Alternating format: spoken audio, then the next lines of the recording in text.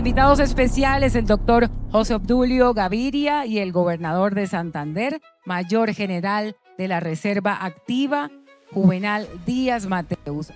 Y con lo que queremos compartir con ustedes en esta noche, es un momento muy especial para nosotros, porque desde lo que representa Share Group en su unidad empresarial, que es nuestra empresa insignia Club de Gobierno, vamos a hacer a partir de hoy el lanzamiento del Observatorio Político La Ciencia de Gobernar, y este primer panel, este formato que queremos compartir con ustedes, los amigos cercanos, lo vamos a estar realizando en diferentes territorios del país, donde queremos llevar el debate académico, político de la gobernanza a los territorios. ¿Cómo enlazamos nosotros los territorios con la vida de la nación, del poder central de la capital, y donde podamos nosotros poder empezar a articular nuevas gestiones, nuevos proyectos para que nuestros gobernantes tengan mejores herramientas en su ejercicio de gobernar? Por eso para nosotros es muy importante contar hoy en este primer panel con el doctor José Obdulio Gaviria, director del Centro de Pensamiento Primero Colombia, gran analista político, gran actor político, académico por excelencia, y con el señor gobernador de Santander, el general Juvenal Díaz, con quien pues con ambos he tenido la oportunidad de trabajar de diferentes maneras, desde diferentes escenarios, en diferentes épocas, y hoy queremos a través de esta charla poder empezar a conocer un poco de este ejercicio de gobierno, viéndolo desde los diferentes roles que ustedes representan. Muchas gracias, doctor José Obdulio. Gracias, general. Johan. Gracias. Bueno, entrando ya en materia, lo que queremos hoy es conocer, doctor José Obdulio, en primera instancia, usted que ha vivido directamente lo que es liderar, dirigir un centro de pensamiento, ¿cuál cree que es la importancia de este tipo de escenarios, de este tipo de organizaciones, para poder incidir e impactar directamente en el debate político del país? Y esta misma pregunta se la traslado al señor general, pero desde su visión y su rol desde el gobierno, como gobernador de Santander. Iniciamos, doctor José Obdulio. Bueno, Johan y Ana María, los felicito. Me alegra mucho poder acompañar este acto con dos personas a las que conozco desde niños. Yo me robé a Johan de la Universidad del Atlántico para conformar un equipo de comunicaciones en el Centro de Pensamiento Primero Colombia, y estar desde un punto de vista muy creativo como es el de Johan, expandiendo nuestro punto de vista, expresándolo y dinamizando una participación particularmente de los jóvenes, con una emisora, con periódicos, con revistas, con participación en el debate público. De manera que esto hace parte de un crecimiento tuyo hacia una madurez absoluta, y en un momento en donde yo ya voy caminando hacia una decrepitud no absoluta por ahora, pero que sí hace que uno se sienta muy reconfortado. Yo les quisiera contar algo sobre lo que es la experiencia del liderazgo y del buen gobierno. El liderazgo y el buen gobierno requieren mucha inteligencia y mucha disciplina, y la inteligencia y la disciplina orientadas no solamente a lo práctico, porque se convierte en puro activismo, sino en formación, en contenidos para darle forma a una administración.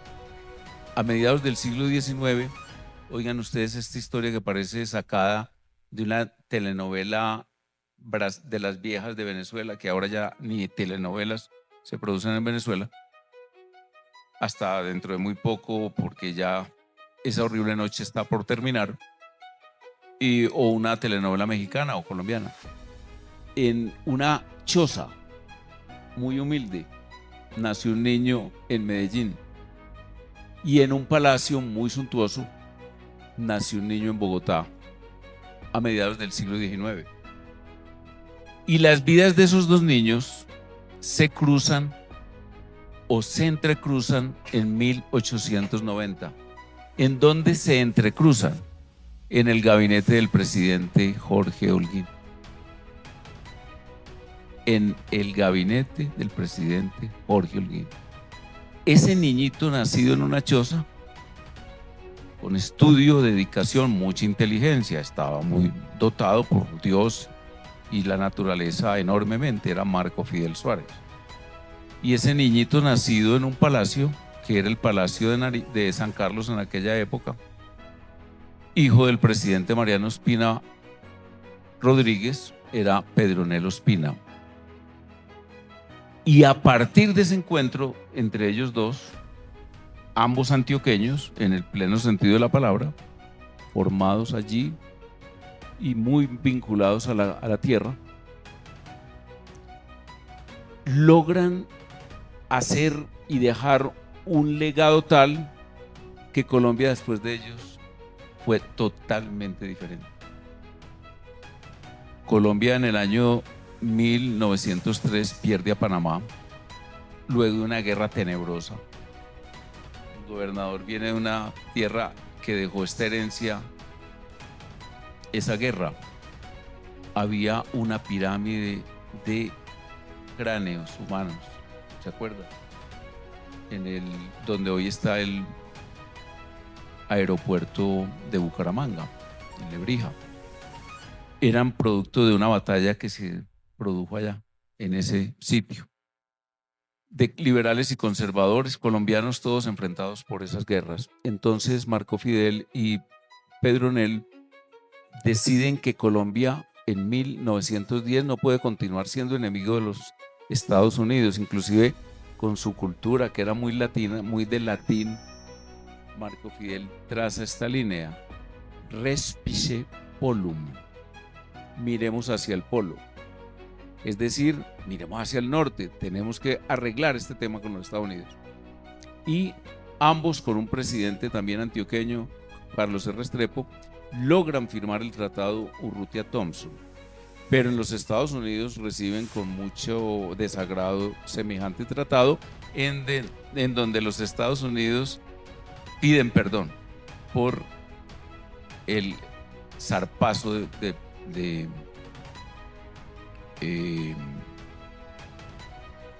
Roosevelt. Y entonces continúa este proceso, termina el gobierno del presidente Carlos C. en 1914, viene el de Concha, que es un gobierno negativo a ese tratado, y gana la presidencia Marco Fidel.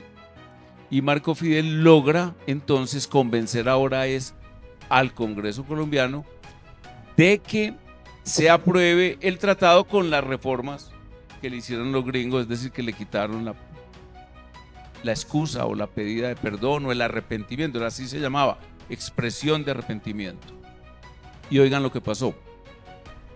En el año 1923, el Congreso de la República dice que no aprobará ese proyecto porque lo más seguro es que se va a gastar semejante suma, que eran $25 millones de indemnización, en tonterías, y como Marco Fidel era muy creyente y muy devoto, seguramente en iglesias. Bueno. Entonces Marco Fidel les dice a Colombia: no se preocupen, aprueben el tratado y yo me retiro de la presidencia. Y aprobaron el tratado. Y se dedica a la campaña de Pedronel, su amigo, su compañero, aquel niño nacido en una choza con quien se encontró en 1890, y logra la elección de Pedronel. Y pasa lo siguiente: los $25 millones se convierten en la turbina de crecimiento más importante que ha tenido Colombia en toda su historia. ¿En qué se invirtieron? No gastaron. ¿En qué se invirtieron? Nada de obritas, nada de bobaditas.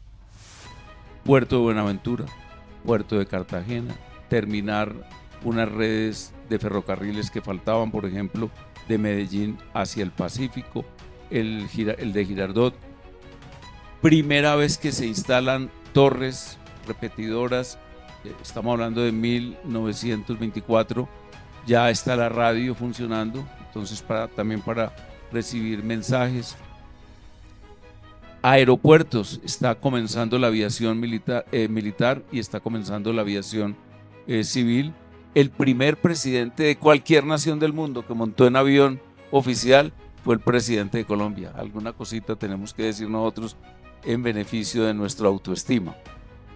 Entonces les dejo esa narración de ese anecdotario sobre dos presidentes como expresión de que ese esfuerzo individual, además convertido en esfuerzo político, en unidad de un partido, en capacidad de organizar, en capacidad de ganar elecciones, pero para un objetivo claro, nos muestra que ustedes lo que pueden hacer como expertos o como médicos de la administración, que es una buena parte de lo que hacen ustedes, porque me hace recordar esta frase, que otra de las cosas que hizo Pedronel y que hizo Marco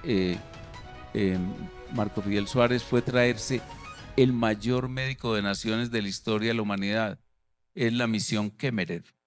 Y esa misión redactó unas leyes que cambiaron a Colombia. Por ejemplo, crearon el Banco Central. Por ejemplo, crearon la Contraloría General de la República. Por ejemplo, constituyeron algunas entidades que desarrollaron la economía.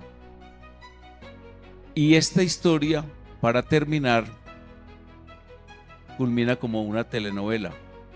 En el año 1927, cuando el presidente Marco Fidel Suárez, que ha salido denigrado por la prensa enemiga y por los sectores de los partidos, sobre todo el de Laureano Gómez, termina de escribir una obra maestra de 12 tomos que mereció un comentario de uno de los más grandes críticos de la literatura española de este tenor.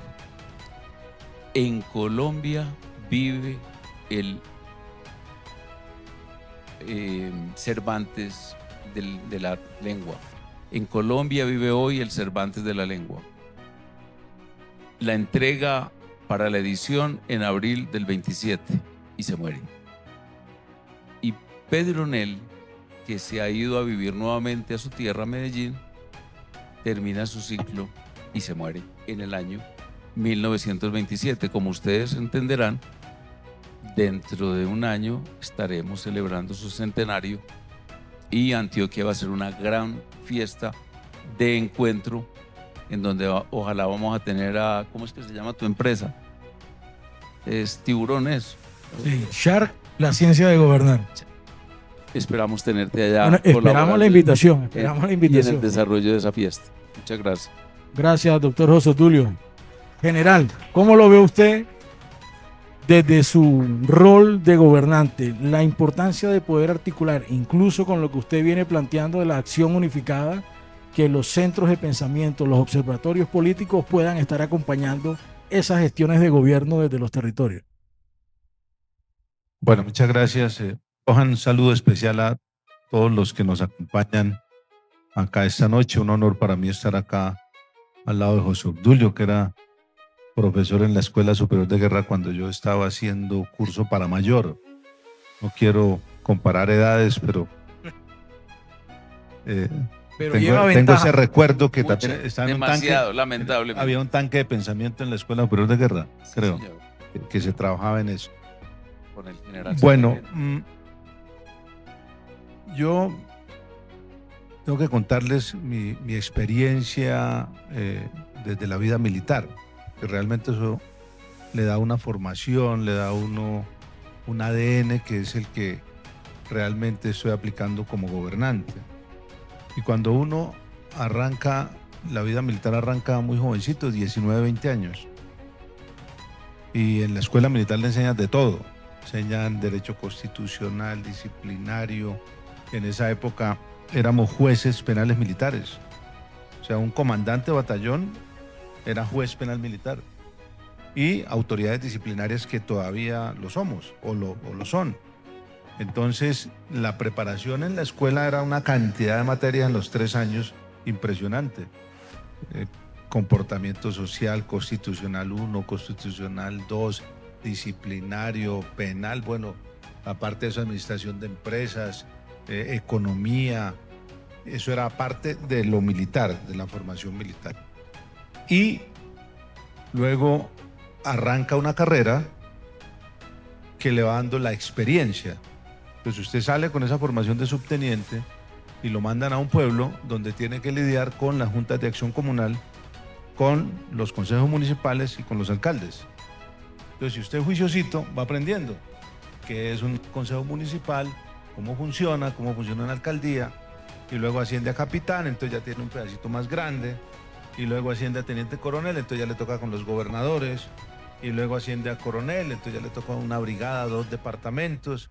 Si llega a general, pues usted ya entonces tiene que interactuar con los ministros, con otros gobernantes, con el presidente permanentemente, y eso le da un bagaje de conocimiento y de experiencia muy grande, porque usted lo van formando en cada uno de los cursos para ascender, pero usted va viendo la práctica. Entonces yo siempre miraba eso y decía, ¿qué hacía el alcalde? ¿Qué hacía el gobernador? ¿Qué hacía el presidente? Iba como cogiendo un pedacito de cada uno de esos elementos. Cuando yo llego a general, me mandan a Antioquia y yo digo, lo que hay que hacer es lo que llaman los gringos Unified Action, es decir, acción unificada. Y estando en la brigada, de comandante de brigada, me empiezo a inventar una herramienta para decir, oiga, la seguridad, sí, pues hay que dar balín, como decía un candidato a la presidencia, él lo puede decir porque ya se quemó, antes me hubieran metido participación indebida en política, pero también los problemas que tienen los municipios son muy complicados.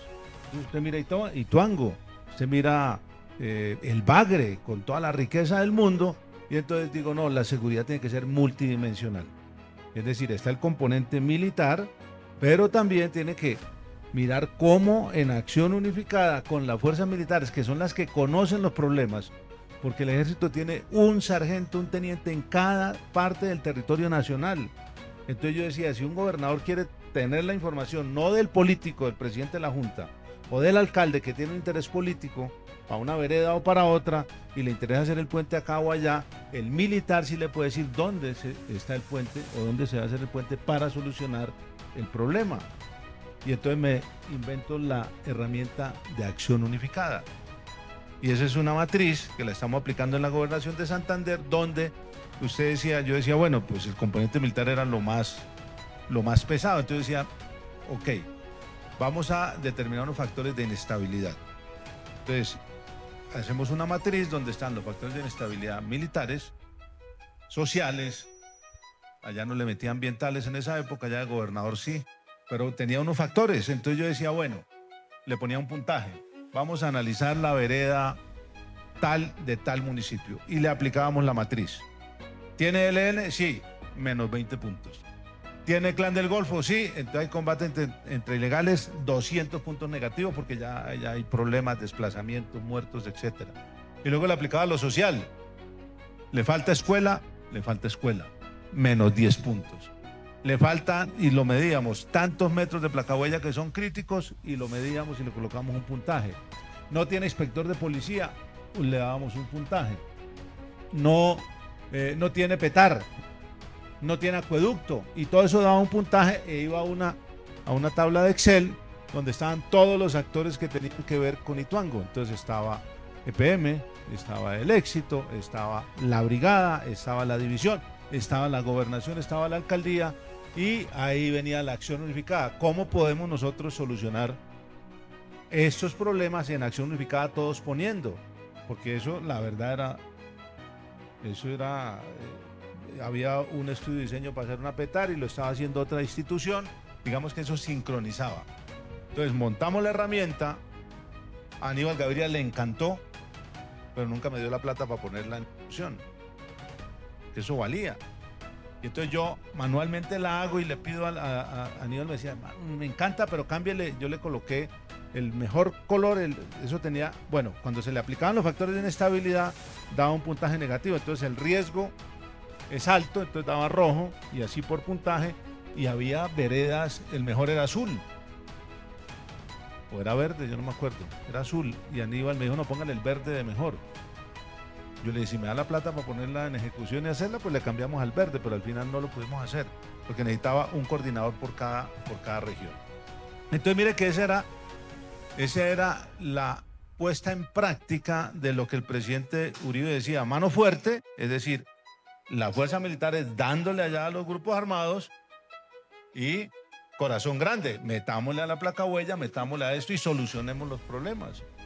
Entonces cuando Petro me echa a mí en septiembre del 2023, yo dije, bueno, pero toda esta experiencia hay que ponerla para gobernar. Entonces me lanzo a la gobernación de Santander.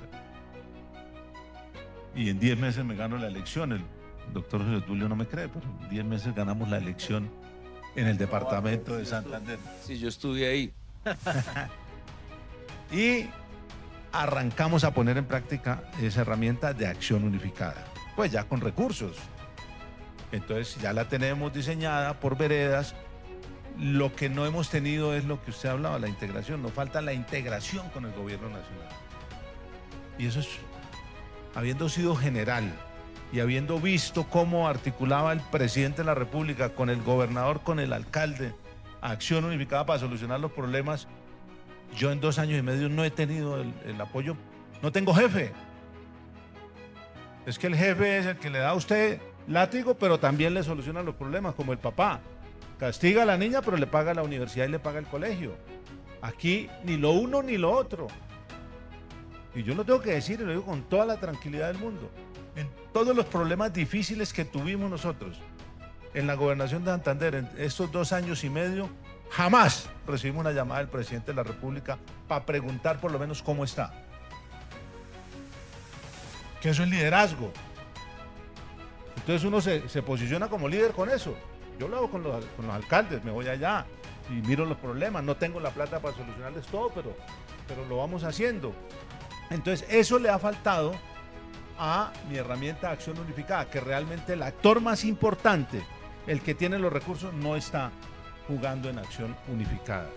Y ese es un componente que tiene que recuperarse el 8 de agosto para que nosotros podamos gobernar y para que podamos aplicar esa herramienta de acción unificada, porque es muy bonita.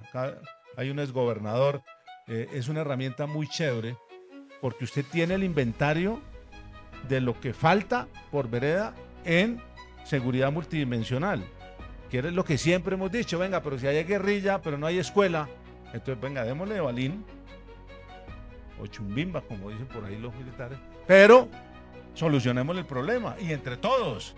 Entonces esa es una parte que nos ha faltado para poder aplicar la herramienta de acción unificada. Y lógicamente los tanques de pensamiento pues pueden contribuir a esa parte, porque esa es una herramienta muy mecánica, pero muy útil, porque cuando usted le entregue a un gobernador y le diga, mire, este es el mapa y este municipio está en rojo, si de verdad se aplica la herramienta de acción unificada con el gobierno nacional, usted va solucionando los problemas de rojo. Cuando yo estaba, lo más crítico, cuando yo estaba en Antioquia, el que me daba más rojo era Ituango, porque tenía a alias Ramiro. Cuando yo llegué tenía 34 bandidos, lo entregamos con 4 bandidos, sin 2 piernas, sin un brazo, y hoy es gestor de paz. ¿Serio? Y una señora Zuleta. Bueno, pues no me meta en problemas. Pero ese bandido de las disidencias de la FARC, y ahora es gestor de paz. Entonces, ese Ituango nos daba rojo, totalmente rojo. Si usted se pone con esa herramienta a solucionar los problemas del corazón grande, pero también la mano dura, usted puede de verdad solucionar el problema a largo plazo. Porque nosotros solucionamos el problema de la mano dura, es decir, nos tomamos Ituango hasta el norte. Eso era, y no se podía ir porque le ponían minas a los soldados. Logramos, lo redujimos a su mínima expresión.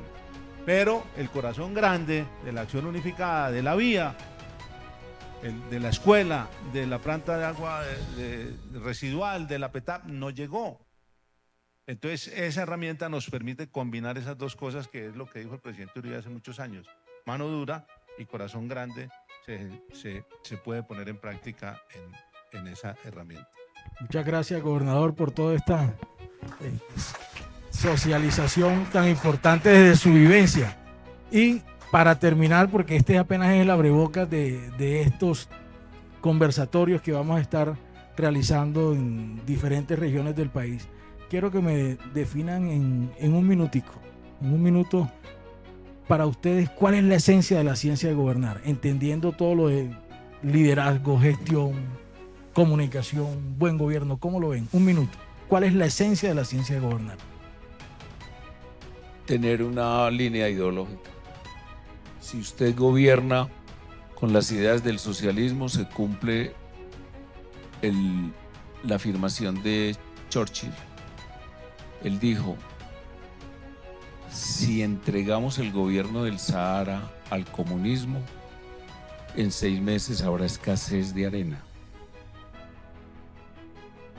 Si formulamos una línea de pensamiento liberal, una expansión de todas las ideas, de los inventos, de la iniciativa, de la inversión, con la apropiación por quien cree la riqueza de ella, para sí, para su familia, para su riqueza, obviamente entregando también aportes a lo común, como se llaman impuestos, habrá progreso. De manera que, por ejemplo, Colombia tiene que tomar esa decisión. ¿Saben cómo definió la campaña política la mejor gobernadora, llamémosla así, en España, que se llama Presidentes de las Autonomías? Una señora Díaz Ayuso.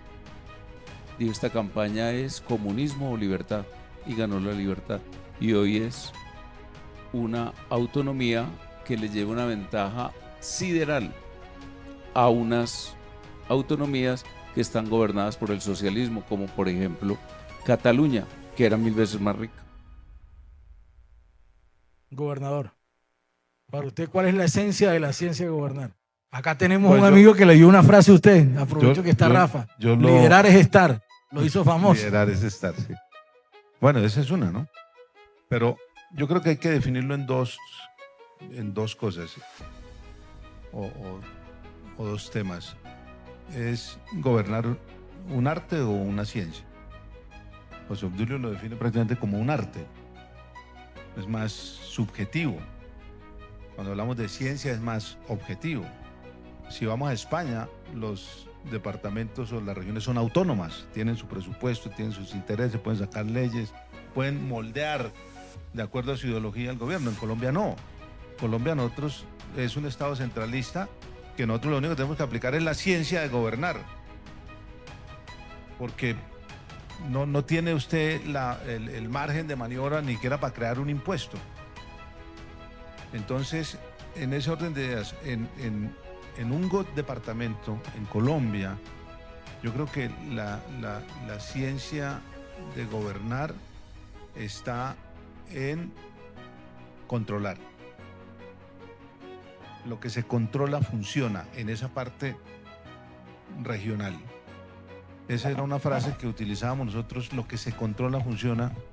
Y yo no sé si a ustedes les ha pasado, pero dejan algo por allá volando y cuando a los 3, 4 meses se acuerdan, no había avanzado. Y yo pongo un ejemplo que lo decía en campaña, de lo que se controla funciona. Y yo lo decía en campaña y lo digo también ahora en todas las reuniones, consejos de gobierno que hacemos los martes a las 6 de la mañana. Cuando yo era general, entonces me iba, yo ya tenía 20 batallones por lo menos en la brigada. Entonces usted va a un batallón y vuelve a los 2 meses. Entonces yo me iba al batallón y uno siempre llega a pasar revista. Entonces usted llegaba y entonces le ponen un ayudante, si usted no lo lleva, normalmente un soldado, el más vivo ahí, y usted va caminando con el soldado y vamos a ver el baño y, oiga, mano, arregle este baño, pinte acá, esta ventana está sucia, vamos a ver el comedor, y el soldado va tomando nota de todo y arregle esto, y cuando yo vuelva tiene que estar, bueno, usted le hace todas las observaciones del mundo, luego mira la parte operacional, da instrucciones para combatir los bandidos o los objetivos que tenga y se va. Como a los 2 meses usted ya dice: voy a volver al batallón. Entonces uno lo hacía para que le contara. Entonces le decía al ayudante, que era un teniente, un capitán, venga, mi teniente, voy a volver al batallón, pero no le vaya a decir a nadie que yo los quiero sorprender. Pero uno sabía que el tipo decía, no, este general en 2 meses, en 2 años se va. El teniente coronel queda 20. Entonces el tipo lo llama y decía, no le vaya a decir a nadie que yo le conté, pero mañana le llega mi general. O sea, usted lo hacía con doble intención. Y ese coronel de una vez, güey, puta, mañana viene mi general. ¿Dónde está el soldado que tiene la lista de las observaciones? No, que lo mandamos para el cerro. ¡Ay! Comunique con el cerro. ¿Dónde la dejó la lista? No, yo la tengo allá en la cómoda. Porque normalmente era el soldado más caspa. Entonces lo mandaban, lo castigaban. Entonces rompan la cómoda, encontraban la lista. Y ese día arreglaban todos los problemas que usted 2 meses antes había hecho la observación. Entonces, entre más tenga usted la capacidad de controlar, las cosas funcionan. Hay un libro que se llama Las 4 disciplinas de la ejecución.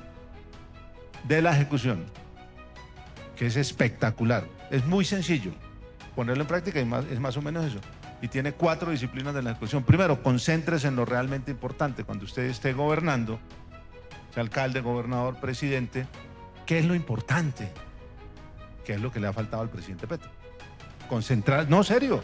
¿Qué es lo importante? A ver, ¿qué es lo importante para él? La salud, bueno, concéntrese y haga control cada día. Entonces, lo primero es, ¿qué puede usted hacer y concentrarse en lo realmente importante? Por ejemplo, para mí, lo realmente importante allá era Agro 360, el centro de convenciones Arena Bonita, el anillo vial externo metropolitano, volver a recuperar la licorera de Santander. Entonces ya escogí 7 temas que para mí son realmente importantes. El resto, déjeselo a los secretarios, a los directores. Y después de eso, entonces no se quede en la narrativa.